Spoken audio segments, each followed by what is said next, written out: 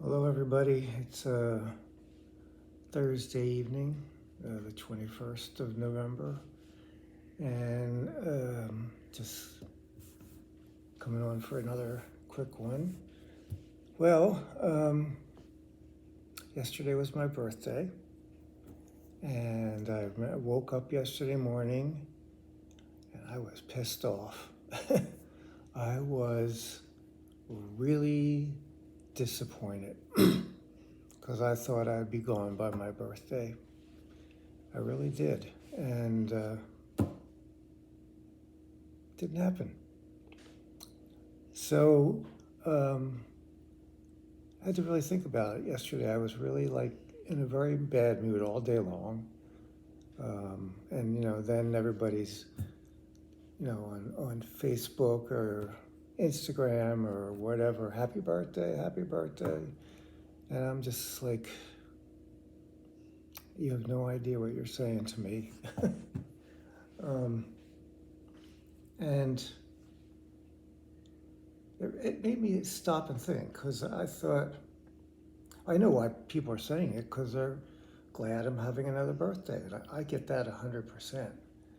But I wasn't glad I had another birthday. I really wasn't. Because I really was hoping this would be over. And it's not yet. So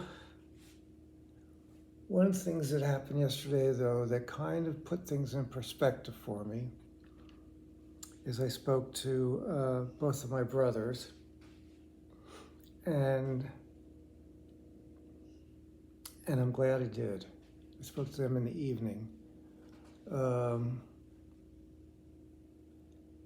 We've never been a close family, never. If you don't hear from them, if I don't hear from them for 6 months, 9 months, it's nothing. It doesn't mean anything. And yet I still felt a little resentment that they really didn't keep an eye on me during these last 6 months, and particularly when I got onto hospice. And so I felt disappointed. I felt a little angry. And, leading up to my birthday and all. And I thought, I don't want to die with that, carrying that with me. I don't want to go with any kind of resentments. If I can help it, I don't want to carry any resentments forward with me. Now, I know life not being perfect and all that stuff, there may be some left over, but anyway, I spoke to my older brother, and to me it was very sad because he's got a lot of problems with the drink. So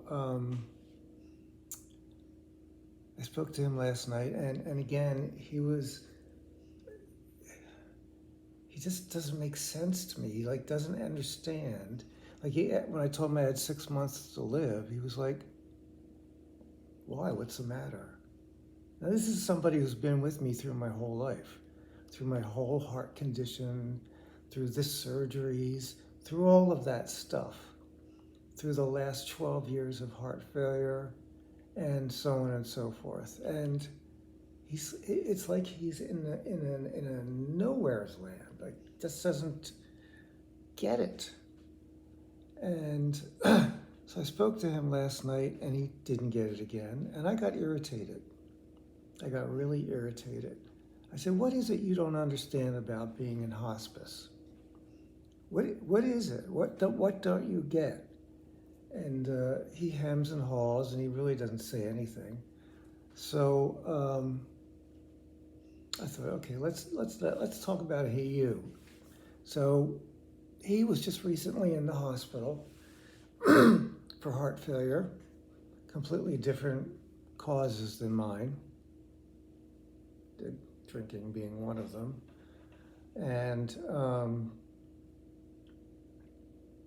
so he's telling me that he was in the hospital a week ago, and that they're trying to get his medications in order, because he basically stopped taking his diuretics and most of his heart failure medicines, and he blew up like a balloon and ended in the hospital.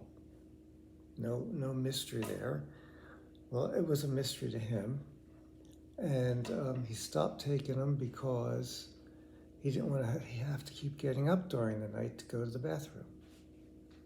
Yeah, that's why he stopped taking the diuretics with heart failure. Because, with the drinking and all, it makes you get up during the night. So anyway, and I was just like, wow. So then he says to me, well, and they also just discovered I have kidney failure. Not kidney failure yet.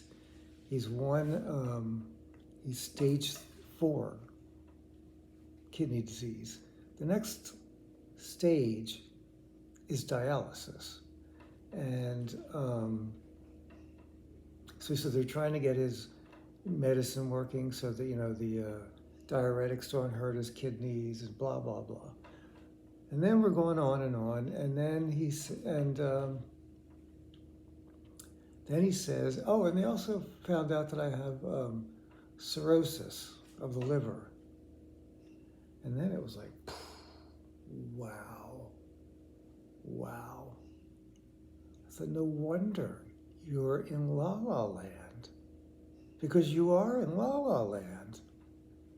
Cirrhosis of the liver and kidney disease at that level and heart failure all together is really, really extremely serious. And it made me realize he's not all there. His mind is not all there, because that's what happens when you have kidney disease and cirrhosis of the liver. That's exactly what happens. Your mind isn't working. So I was like, finally, I get it. It's not just him being ornery or something, I didn't even know what, or being thick, or not paying attention. He has lost the capacity to do all that. And then further in the talk, he tells me that he's the kind of person that would not ever give up, no matter what, that he would kill to live. Okay? Kill to live. Which is a bit of an odd way to put it, to say the least. And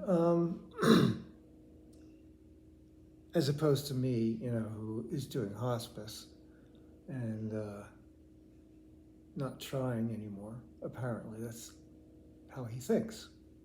And he would not do that. And then I realized that he's every bit as sick as I am. He's every bit as sick as I am. And I would say that if he wanted to be assessed for hospice, that he probably would quite likely be taken into hospice. But it isn't what he wants, which is fine. That's up to him. But he's not in his right mind. So, I don't know. We'll see how it plays out.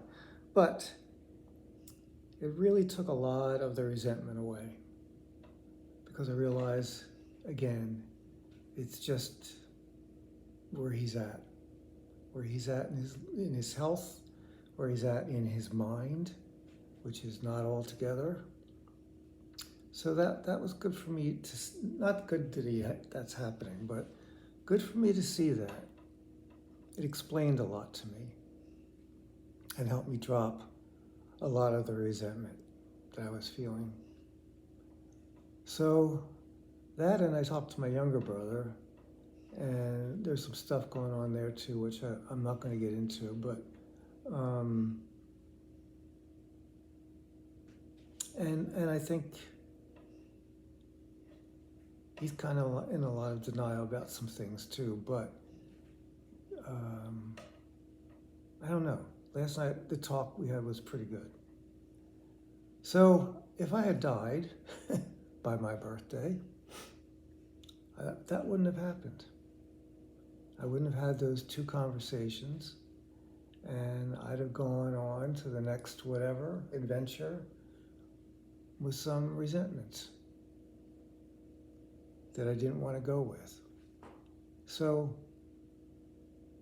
that changed my attitude about the whole thing, about not dying before yesterday or by yesterday. So, yeah, I don't know everything. I don't know the big picture of everything, and I just have to go with the flow, which is not easy for me to do. The other thing is, I talked to the nurse who was here today, and I said, I really want you to be as honest with me as you can. I'm not asking you for, expiration date, but, with your experience, with your a lot of experience working hospice, I'd like to know where do you think I am? Where do you think I'm at? Because I was, telling her about how I was disappointed that I was still around, and she knew when she started hospice. I told her that I think I'd be gone by my birthday, and she's the one that said about a week ago, I think you'll be here for your birthday, and she was right. So I said, really, where do you see this me at? And she said, well, the way I think you'll be around for a couple more weeks,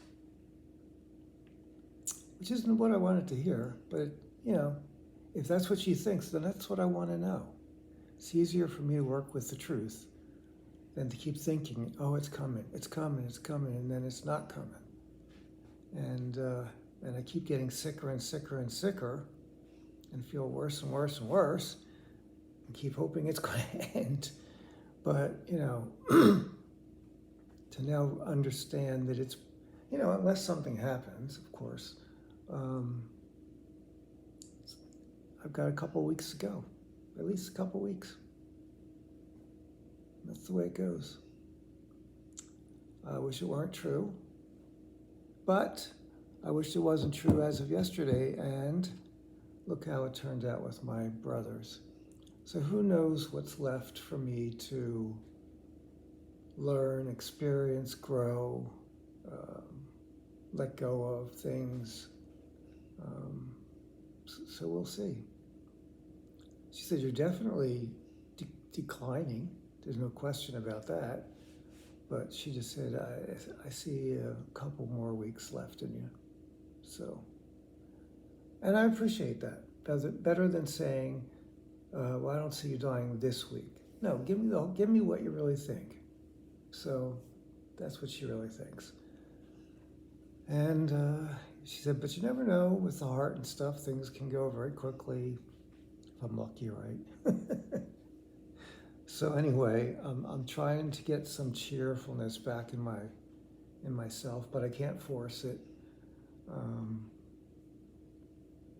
Just have to accept where I'm at right now. Which is another thing I came to realize yesterday after a very disgruntled day, angry and just not in a good mood. I thought, you know what? With all that's going on right now, I get a day to be pissed off. I get a day to be pissed off. It's okay. It's okay. I'm allowed to be disappointed, pissed off, whatever. It's okay. It's okay.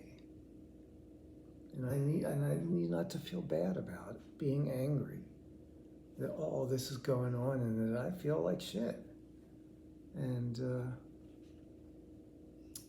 So that helped me too, quite honestly, just to be, it's okay to feel what I feel and be where I'm at.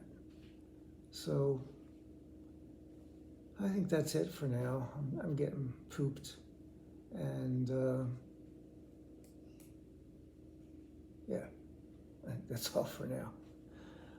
When I've started doing this video, I said I would just be as honest as I can, the good, the bad, the ugly, whether it makes me look good or bad or ugly, doesn't matter to me. I'm just going to keep telling my truth as it goes. And yeah, and hopefully it would encourage someone else to be that way too. That's my hope. So there we go. That's that. Thanks for stopping by, and have a good night.